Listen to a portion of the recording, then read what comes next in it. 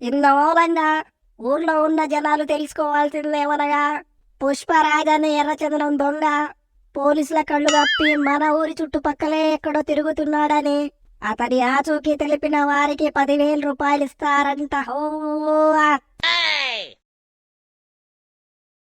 ఏం చేస్తున్నావు వదినా? ఏముంది చేయడానికి? ఏమి లేదు, అంతా అయిపోయింది వంట సామాన్లు. అన్నయ్య వెళ్ళాడా తీసుకురావడానికి?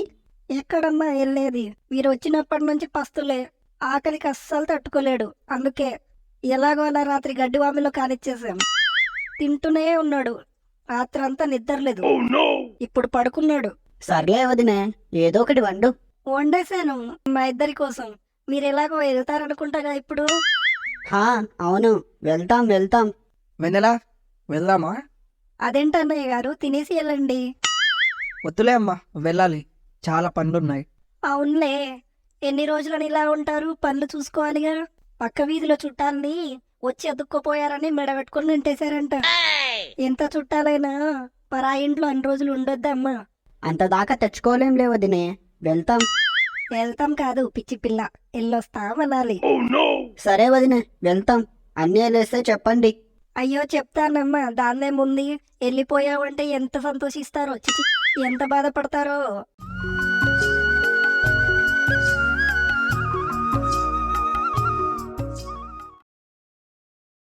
ఏమైంది వీళ్ళకి? వచ్చినప్పటి నుంచి ఇంట్లోనే ఉన్నారు, ఏం చెప్పడి కూడా వస్తలేదు.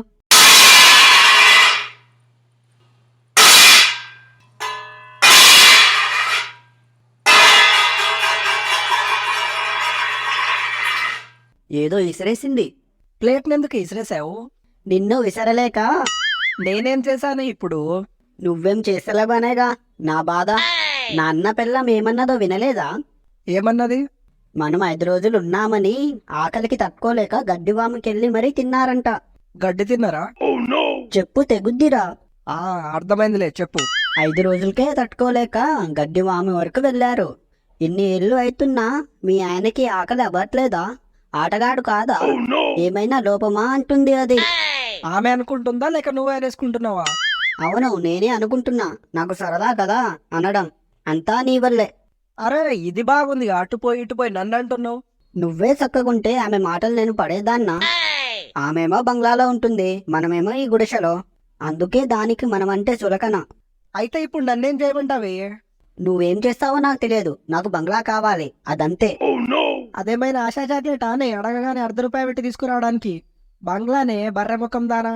ఈ రోజు నుండి ఈ గుడిసె బంగ్లా అయ్యేంత వరకు నేను స్ట్రైక్ చేస్తున్నా. అంటే ఏంటే? తెలుస్తుందిలే నీకే. చెయ్యమ్మా, నీతో ఈ రోజు ఇదే లొల్లి. నేను పొలంకి వెళ్ళిపోయి వస్తా. ఏరా అబ్బాయి, ఏంట్రా అరుచుకుంటున్నారు? ఏం లేదులే పిన్ని. చెప్పురా, నీ బామ్మడిది మటన్ ముక్కలు తక్కువ పెట్టాడా? బా నీకు దండమే పిన్ని. మా ఆడాళ్ళందరికి జోహార్లు నాయన. ఆడవాళ్ళు మీకు జోహార్లు.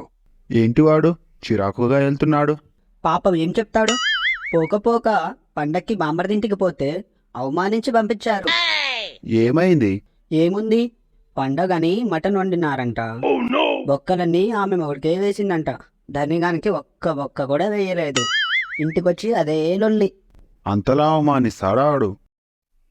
ధనిగానికి వాళ్ళ బామ్మర్ది పండక్కని పిలిచి మటన్ ముక్క కూడా పెట్టలేదంట.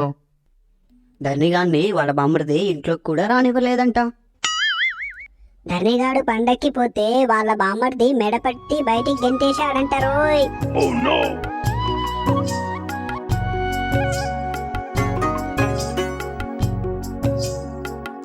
ఏం తాత నిమ్మలంగా ఉన్నావు? ఏముందా అబ్బాయి, మా ఫ్రెండ్ ఒకడు కుర్చీ మడత పెట్టి ఫేమస్ అయిపోయాడు. అవునవును, నేను విన్నా.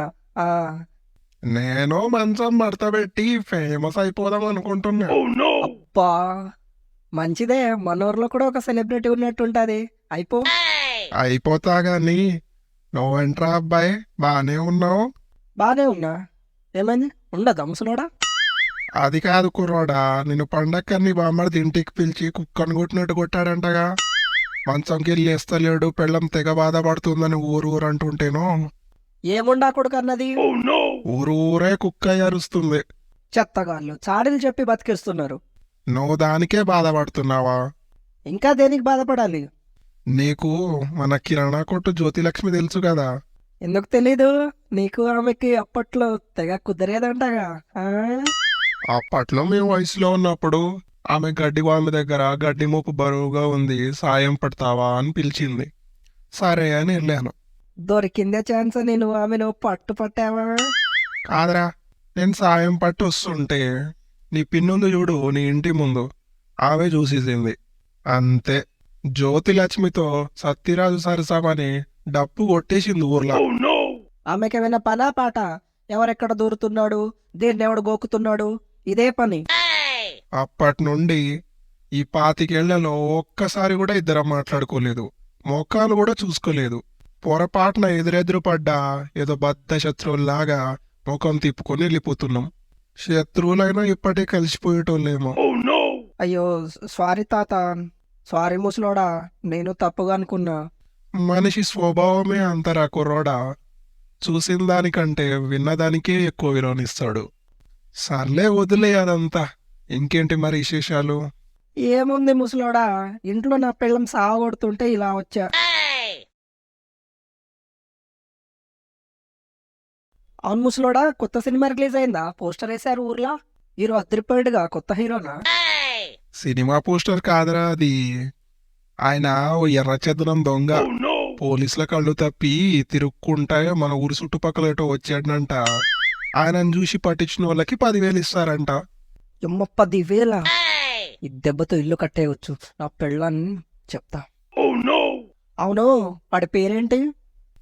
ఏదో అమ్మాయి పేరు ఉంటదిరా అబ్బాయి. పుష్పరాజ్. అబ్బో, చాలా స్టైల్గా ఉందే పేరు, వాడిలాగే. ఈయన్ని పట్టుకుంటే మన లైఫ్ సెట్. ఎక్కడున్నాడు ఇప్పుడు?